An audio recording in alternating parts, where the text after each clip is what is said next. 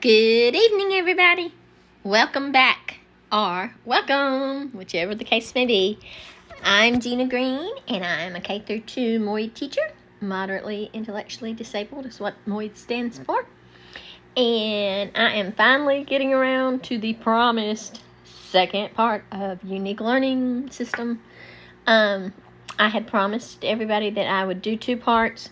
The first part, which is already up and running, and hopefully everybody has seen. If not, go check it out if you're interested in Unique Learning System and what it is and how I use it in my classroom, the activities we do, and the different lessons and stuff like that, because that's what part 1 was all about.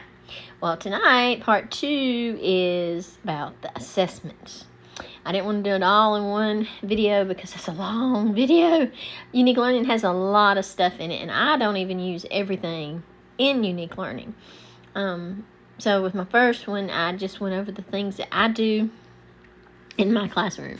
And for this video, I'm going to do the assessment part of it. So here I am. I did do a video about the assessment parts, but I took it down because it was not a good one, because I was feeling the effects of the pollen at that time, boy, and I did not sound good. I looked horrible. And for some reason, my voice and my lips were not moving in the same, they weren't synchronized. And so I don't know about you, but if I'm watching a movie and the lips aren't matching with the words, I don't enjoy that very much. So I took that video down, and I've been super busy. Oh my gosh, this is the busy time of the year.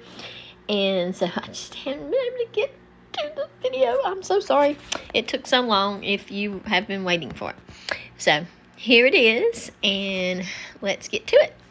Alright, so like I said, I'm doing the assessment part, and this is the Unique Learning page that has the assessments on it. We have the benchmarking, we have the checkpoints, which are the pre and post test. Okay, I think we'll start with the benchmarking. Okay, so I'm going to click on it, and I'm on a sample student, so you won't see any of the real students' names. Got to protect those identities. And so I have a sample student, and I'm going to show you what our benchmarks are all about. Okay, so the first thing I'm going to show you on our benchmarks are our reading level assessments. Okay, we have those assessments. Now, I'm clicking without you looking, because sometimes when you click on it, it'll pull up a list of the students' names for you to decide which one to plug in. And so I don't want that to happen. So until I know for sure it's only showing my sample student, I'm not going to flip the camera. Okay, so here we go. We have sample student, and this is the reading assessment. My sample student was set up as a kindergarten student on the differentiated level 1. And that level is where all of my students are at this point. So this reading assessment shows which level do you want to test the student on. It has A level, B, C, D, E, F, and G. Well, I am working on level A, since we are on level 1. And most of my students are at level A, because most of them are nonverbal students, or actually they're pre-verbal is what I prefer to call them, because I don't know. I know they're going to talk one day, and so I'd rather say pre-verbal than nonverbal, but the term you hear most often is nonverbal. So my students are basically at level A, because not all of them are able to read yet. The ones that are able to read are mostly nonverbal, or mostly pre-verbal, as I like to say. But they are able to say some words, and they are able to read some words. I'm very proud of them. They are doing a great job with their sight words and reading like short sentences and stuff. However, I still use the nonverbal test to test my students. Because if I use the verbal when I get to the comprehension part, it messes them up really bad right now. They are just not ready for that to be given to them in a verbal way. So, we are testing level A nonverbal.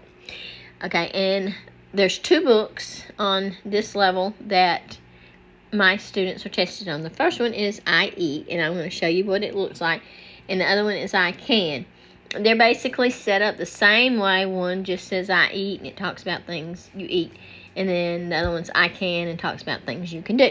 So, we are going to start with the I Eat, and I'm going to show you what that looks like. I won't show you both tests to save time. So, I'm going to flip over in case it shows a child's name as I'm clicking to the right name, because as I start typing in the student's name, it pulls up that list, and so I want to make sure I'm only showing my sample student. Okay, so it loaded the test, and this is what the first page looks like. I eat. So whether my students are able to read or not able to read, this is what they see. Okay, and then if they're able to read, I have them read this for me. If not, I read it to them. I eat, and then we click next. I eat a pancake, and you see the picture that goes with it. Like our core words that we do have a symbol, and so it's easy for the students to see what we're eating, a pancake. Okay, so I eat a pancake, and then next. Okay, and so now the students have to copy what they just heard. I eat a pancake. Now, if they're looking at the picture like they're supposed to, and they're listening to what I'm saying, they will pick pancake as their answer. The next one, I eat a sandwich. Okay, now we're looking for the word eat. Okay, so eat. I eat a pizza. Okay, pizza. I eat a cookie. Okay. Now I've given all correct answers so far, and you see how it's just moving on to the next thing. Well, what's going to happen if we pick the wrong answer? I hop a cookie. Well, it just went on to the next one anyway, but it will score it wrong. I eat a banana. Banana. I eat a cupcake. And we're looking for the word eat. I eat a popsicle. Okay, and then we're looking for a popsicle. And then it ends the way it begins. I eat.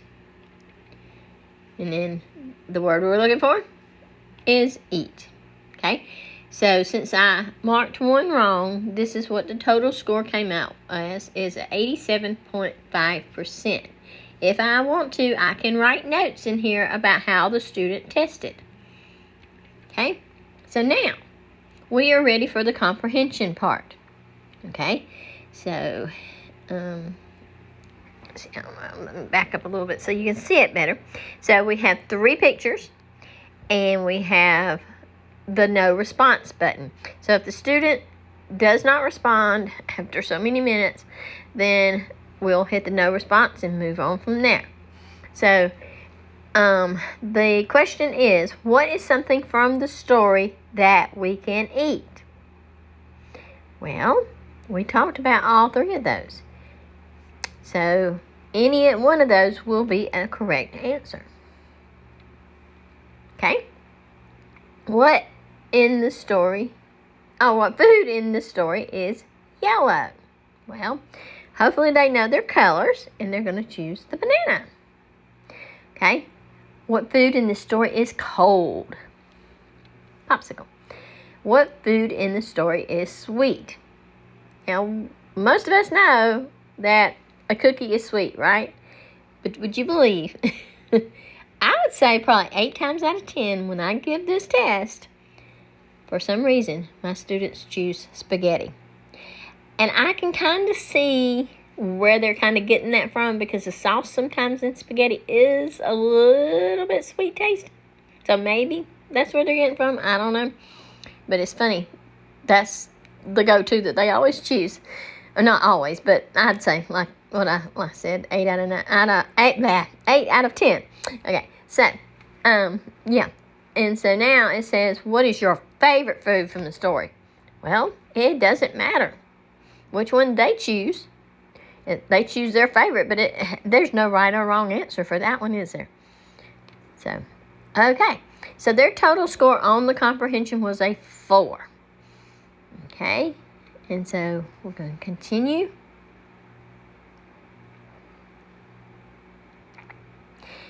All right. And then once you test, we're going to come down here and we're going to look at the test history. And if I want to, I can track any of those skills from that reading assessment. And Unique Learning will keep up with that information for me. Okay? So here's the test history. So this is tonight's, April 16th, 2025. And I've supposedly have given this test to this student before. And so last time they made 100% and they got a 5 comprehension, which is good. Okay, so tonight's score was at 88%. That means they are on an independent reading level for this book, this level of book. That means they can read this themselves. Okay? And the comprehension was a 4. That's a fair score for comprehension. As long as we work on good comprehension teaching with this level of book, the student will eventually be able to get those comprehension questions raised up to a 5, okay, which is good, okay, where we want to be. But it is a fair, so not too bad, okay. It also shows not only the date, but how the test was given, nonverbal or verbal. Okay, so that's what we do for our reading assessment. And like I said, there's 2 books that we test, but I'm only going to show you one because they're basically the same thing, just different words. Okay, so I'm going to flip you and make sure there's no names being shown. And now we're going to go back to the benchmark part, the testing. And with the benchmarks, there are 4 different subjects. Okay, there's English Language Arts, there's math, there's science, there's social studies. We only do English Language Arts and math. We choose 2 of the English Language Arts and 2 of the math. And the way we choose our test is by looking at each student's IEP goals. And so we pick the test that matches up best with their IEP goals. So each child is doing a different test unless their IEP goals kind of match up. So all the students are basically doing different tests. Okay, so for English Language Arts, there are several tests that the students can take. And there are so many tests and everything, I'm not going to go through each test because we'd be here for hours. So I'm just going to maybe pick one so you can kind of see what it looks like, sort of. I won't go through the whole test even because the tests sometimes get pretty long. But I'm going to let you know which tests are under each section of English Language Arts and Math. And then I will show you a glimpse at one of them to kind of see what your students are doing. Okay, what kind of test are they taking? Okay, so under English Language Arts first, we have the active participation and responsiveness. Now this test is not really scored because this is just to see how the student is testing. Okay, what are their responses as they're testing? Are they making a choice? Are they looking at the screen, or are they just kind of looking around and just making random choices? Are they vocalizing as they're choosing their answers? Are they moving with their hands, or are they just looking with their eyes? Different things. And so we're kind of looking at how they're taking a test with this one. Okay? And then we have our foundational skills, those beginning skills that, these students need to know before they can move on to any other skills.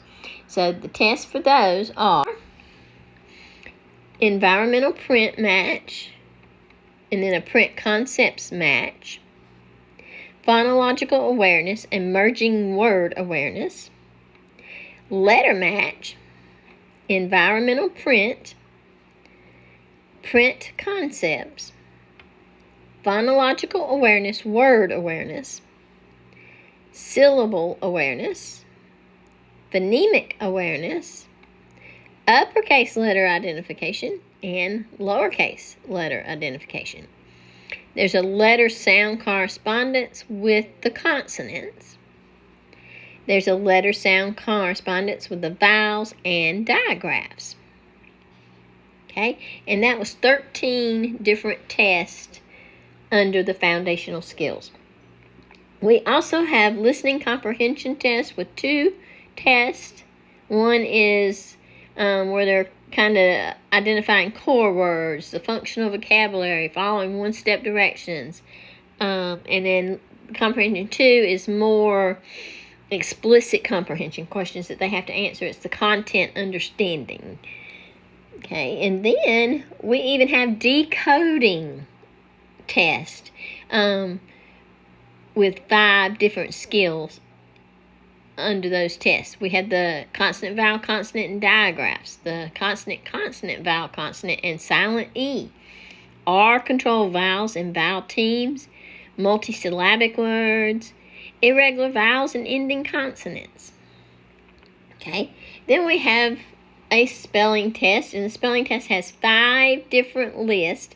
Each list has a different type of word on that list. And so all the words on that list will be that particular type of word.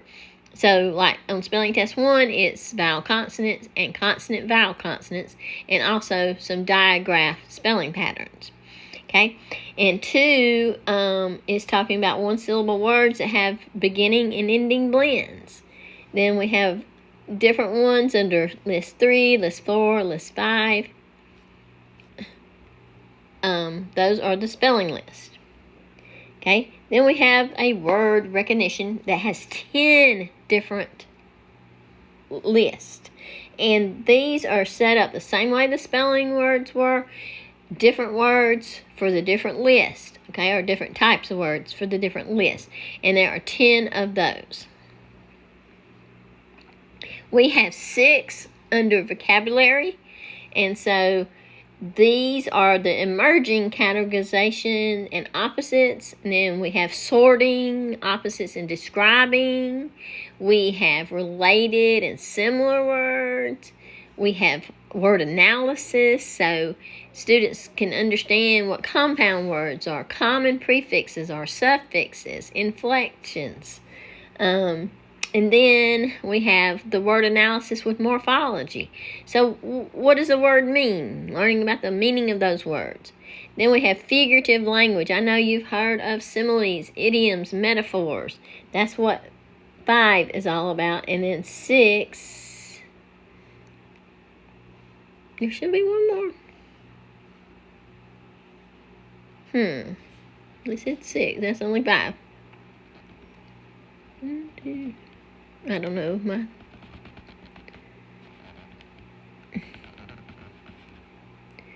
Okay, there's only 5, but it's saying 6. I don't know. Okay. Reading fluency has 17 different tests. And each one of these, again, is set up with different types of words on each test. And it's going through different types of decodable text. So, for example, the first one is consonant, vowel, consonant decodable test. And then we have down here, we're progressing decodable test. these are reading passages that have open syllables. They have R-controlled vowels. And then there's some basic skills in the informational text, etc., etc. There's just different types of reading fluency. How well the student can read. How they do the rate of the reading, the accuracy with their reading, the expression when they read. So different parts for different tests on the reading fluency. Reading comprehension also has 17 different tests, and they're basically just like that reading fluency, but instead of seeing how they read, it's like, do they know what they read? Okay, and so it goes through basically the same thing that the reading fluency did, but it's the opposite side. It's how well do you know what you read? We have writing conventions even on these tests. So the foundations, and then understanding and demonstrating the beginning writing conventions. Sentence structure is also one of our writing conventions. So there's 3 writing convention tests. Then we go on to our writing production. This is where we're talking about research. And then we're writing narratives, explanatory, opinions. And then it has several tests for each one of those types of writing. There's 11 of those all together. Okay, so those are our English language arts test. And like I said, I would choose one to kind of give you an idea of what the actual test looks like. But we're going to go back to some of the simpler ones, because that's basically where my students are still at, is with the simpler test at this time, because remember, they're on level 1. Okay, so we are going to go to the foundational skills, and we are going to look at the phonological awareness, word awareness, to see what kind of test they might be taking if they take this type of test. So this one measures a student's ability to count words in a spoken message and to identify rhyming words and beginning sounds. Okay, and so we are going to, let me flip you around so no names will show. I'm going to go ahead and click on it so you can kind of see what the test kind of looks like. It's slow, sorry. Alrighty, so here we go. We are going to do the teacher-led version. There's 3 ways we can give a test. We can give a student view, which is put onto the Chromebooks, and the student works on it on their Chromebooks. But we don't do that because you know what? Our kids like to switch over to YouTube, and they're smart enough. They know how to do that. So, yeah, we don't want to do that because that's too hard to monitor. So, they also have the offline, which is a printable version. I can print it off, and I can give them that test paper version. Or we can do the teacher-led version, which is the way we do most of our tests. I have done the offline before, but I do prefer the teacher-led because we get through it quicker, and most of the students are able to do it on the computer with no problem. So right now we are going to launch that test, but I got to turn it around and make sure no names pop up. And okay, it's loading. Okay, we have this pop up when you do that, and so we know that's the test we're taking. Okay, and we're going to start the test. Okay, so this is what the test looks like. It says click the audio button and listen to the sentence. Choose the number of words you hear. So with this one, they can actually listen to the sound from the computer. So I'm going to press the button. Look at the blue flower. And I don't know if y'all can actually hear it, but it said, look at the blue flower.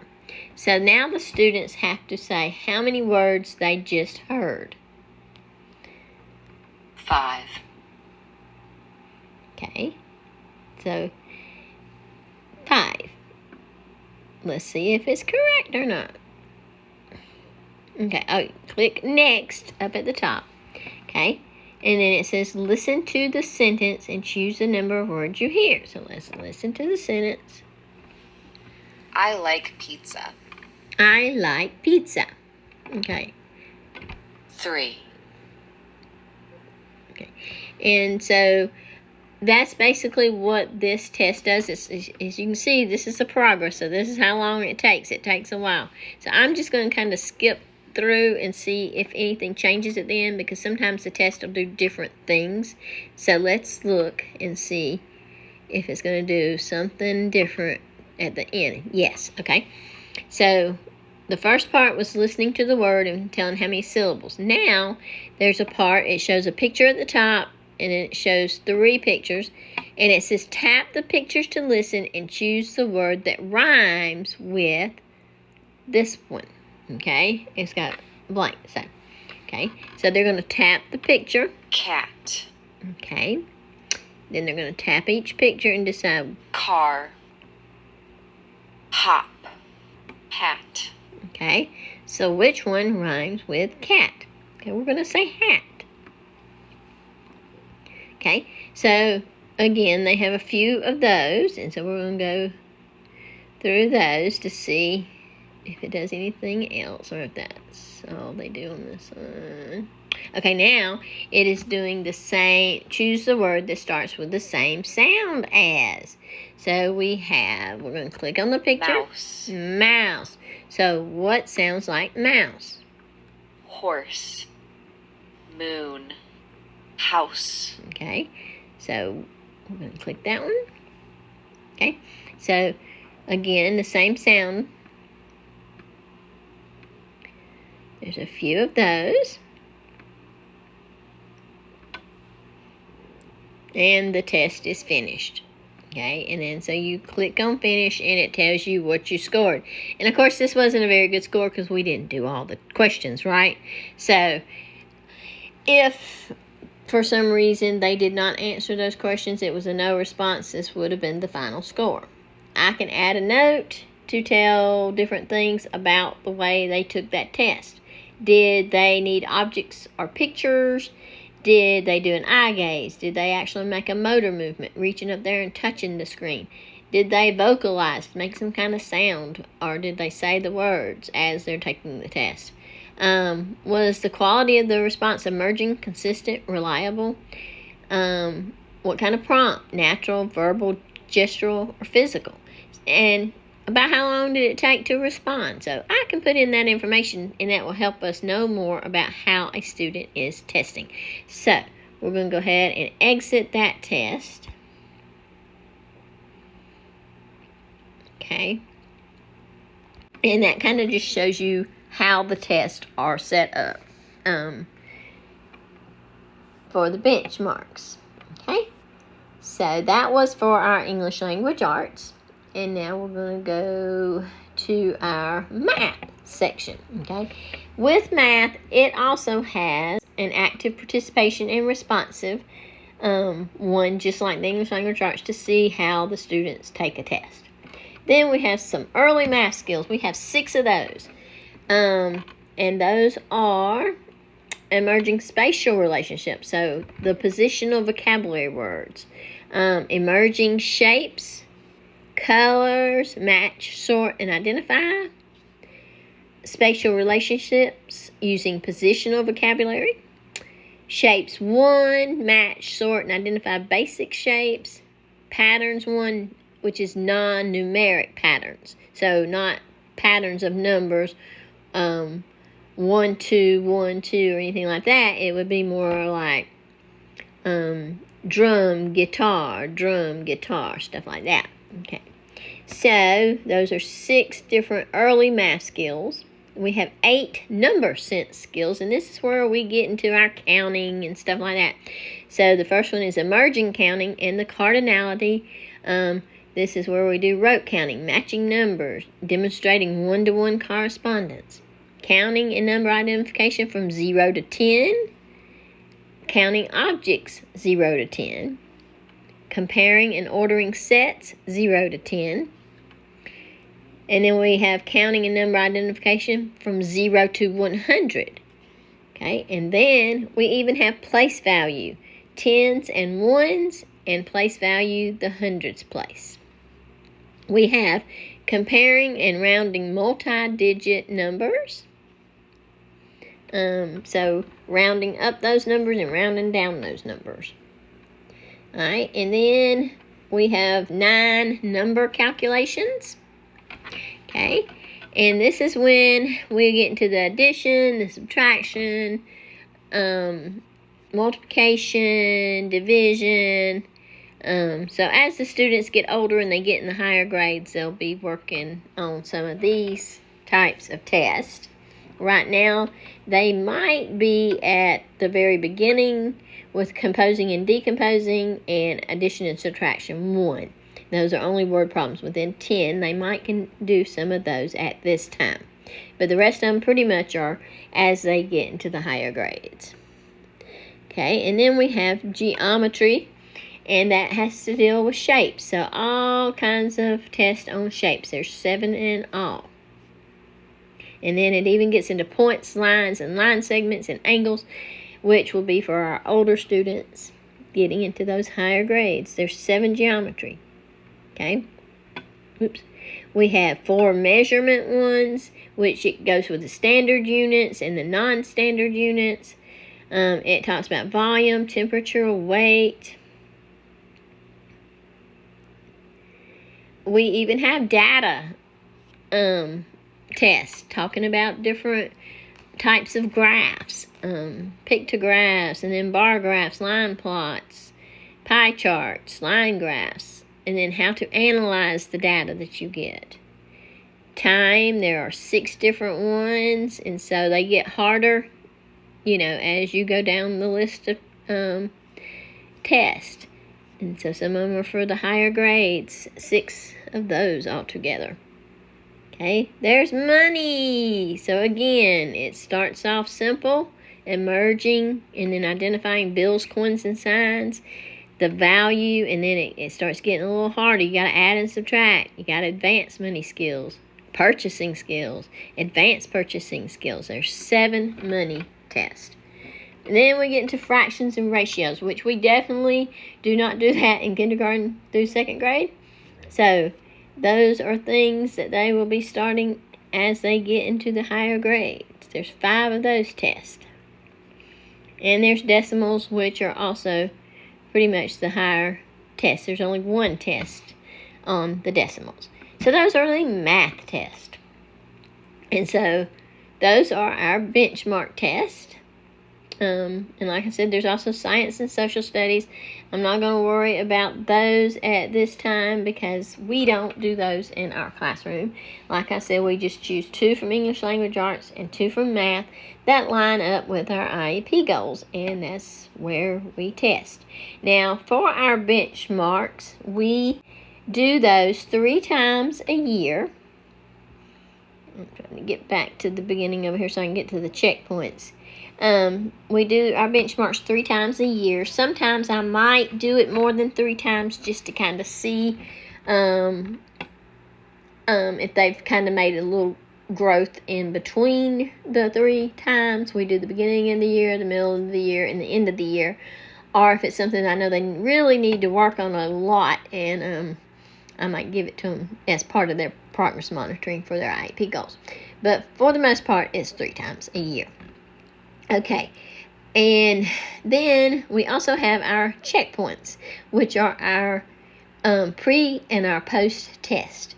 So with Unique Learning System, we have what they call units, okay? And each unit has its own subject matter, and it talks about different things from each of the different subjects. Sometimes it might be about math, it might be about science, it might be about social studies, it might be related to English Language Arts. But for the most part, the tests are basically the same because it's got the same format.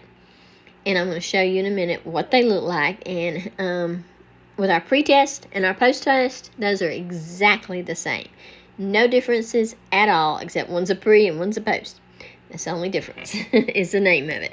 But the pictures are the same, the questions are the same, everything the same. we get the pre-test before we start the unit, before they've read the book, before they've done any of the activities or lessons. Then, at the end of the unit, when we have done all of that, then we take the post-test. Okay? And so, I'm going to click on the checkpoints, and we are going to say administer. And I have my sample student, so you don't see any names. Okay, so the units that we do for the year are listed. And you see here, it does not start at 1 because with Unique Learning System, it is on a 3-year schedule. And so every 3 years, it comes back to what was happening during that first year. And so we are on Unit 11 for this year, starting out and ending in the summertime we're ending on Unit 19, and then for the summertime there'll be a lesson. Okay, and so we are going to click on Unit 18 because that's where we are at right now in our classroom. We've come a long way, baby, for the year. Because we're getting close to the end of our year, aren't we? So here's April, and then May we'll be doing Unit 19. And so we're testing on Unit 18. Alright, so our students will take the elementary test, because those are our grades. And with the elementary, it's always a combined content reading and mathematics. And then we decide which version, the pre-test or the post-test. You see the post-test is highlighted because we have already taken our pre-test. We just took it the other day. So we are going to click on the post-test. And, well, we don't have to click on it because it's already highlighted. But we're going to take the post-test. And again, this test are administered the same way that the benchmarks are. Teacher login, offline, or student view. And again, we do it with the teacher login. Okay, so this will tell us we're on the post-test, and we're on Unit 18, Level 1, and the title of this unit is called Can I Buy It? So this is a social studies unit, and this is perfect this time because it is lining right up with some of our economics lessons that we are learning. And so it tells us it's the combined content, the reading, and math, and to administer the teacher login. Okay, so I'm going to turn around so I can run the test without showing student names, because I gotta type in and it's gonna populate those names, and we don't want you to see them. Okay, so I'm gonna confirm that that was sample student 1. It's loading, and here we are. This is what our testing board looks like, and we are ready to start because we know we're on Unit 18, Level 1, post-test. Start. Okay, so this is what our post-test look like, okay? This is what our pre-test looks like. They're the same. Basically, all the tests are the same format. So, item number 1 is a who question, and we have the questions.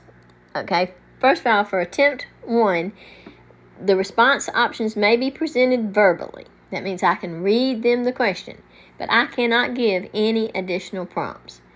If we have to do 2 attempts because either they missed it or there was no response, we can add some verbal, gestural, or physical prompts if we would like to do that. So, Tina is going shopping. Who is Tina? Okay. And I'm going to just give a wrong answer just so you'll see what happens if they get the answer wrong. So we're going to say, Okay, you see, it took off the wrong answer that we chose, and it narrowed it down. So it makes it a little bit easier for the students to choose because now they have a 50-50 chance. Okay, so I will read it again. Tina is going shopping. Who is Tina?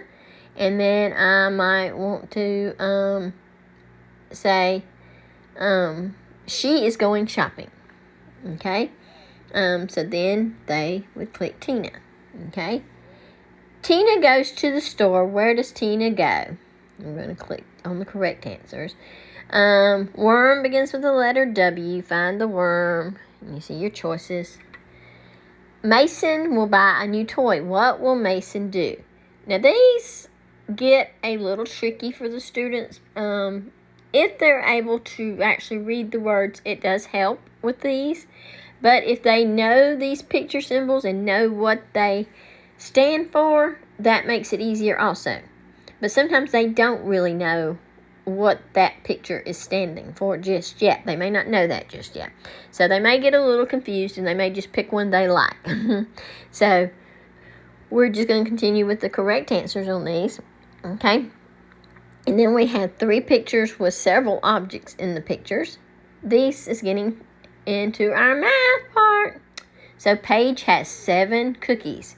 Show me 7 cookies. Okay. And then we have a picture of some apples up here. And we have some numbers. And it says, Drew has 9 apples. How many apples does Drew have? And the student may count them if they want to and make their choice, or sometimes they just want to make that choice. They're ready to make their choices. And so we're going to click that. The test is done. It tells what our accuracy score is, 11 out of 12, because remember, I missed the first one. Okay, I can add notes to this just like we did with the benchmarks if I want. And then you click Save and Exit. It saves the test. Okay? So, once the test is saved, we are able to go down and we are able to see a graph that shows how they tested. Okay, blue is pre-test and orange is the post-test. And then it also shows us what level they are on with these different questions. So green is an advanced level. They might want some extra extension activities so that they can build some higher level skills and knowledge. If they're on yellow, that's steady skill, but we need to make sure that we provide continued growth still. And then if it's pink, that's emerging or intensive intervention may be needed. They may need to do some prerequisite skills. Those are skills that they need to know before they can do these things right here. So we're going to take a look at what our little chart tells us. There's one below that tells us. So the who, remember we missed that first question. So they're telling us we're emerging on that. We need some extra help with those who questions. Number 1 on the pre and post test are always a who question. Number 2 is where. Number 3 would be find the. 4 would be what questions. 5 would be show me questions. And 6 would be how many questions. And it's showing what this child needed for those particular parts of the test. Okay? And then it's showing both the pre-test and the post-test here and what they scored and the dates they took them. Okay, so basically that's what our pre and post-tests look like and how we do those. So I hope it kind of explained a little bit how we do the test and what the tests look like. Both benchmarks and the pre and post test. If you have any questions, if you want to see anything in more detail, especially like the benchmark test, if you want to see more detail about that, because I know I didn't give you a whole lot because there's so many, leave me a comment and I'll check those and see if I get any comments, okay? Give me some feedback. Do you like these videos or do you wish I would just quit? Just give up. Or do you want to see more? If you want to see more and you have some ideas about some things you would like me to talk about and tell what we do in our classroom, let me know, okay? Because I need to know these things. I can't just keep doing it or not doing it or whatever.